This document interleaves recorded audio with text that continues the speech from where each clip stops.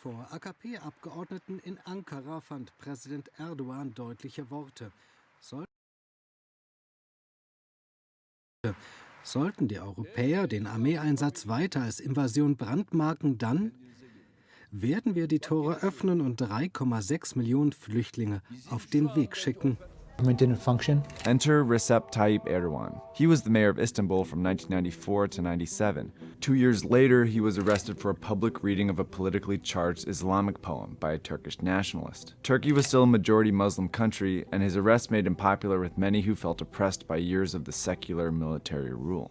After a short jail sentence, he formed a moderately conservative political party, giving him access to sweeping new powers.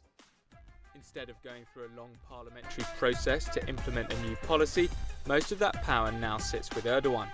He now has the same executive powers as the French and American presidency, but without many of the checks and balances. Accusing it of corruption. And Erdogan has not been shy about his ambitions, building a 1,150-room presidential palace, a complex 4 times the size of Versailles and over 30 times larger than the White House. Here's the argument. While Erdogan is denounced for being increasingly autocratic, he's still admired. His party's rule has been the longest period of political stability since the Second World War. He's built hospitals and schools. Poorer Turks have seen living standards rise under his control. Over the years, the Turkish people have been divided on what they think about the man in charge. Turkey's been a member of NATO since 1952, but it hasn't been able to join the EU, which has been critical of the country's track record on civil liberties and lack of democratic reform.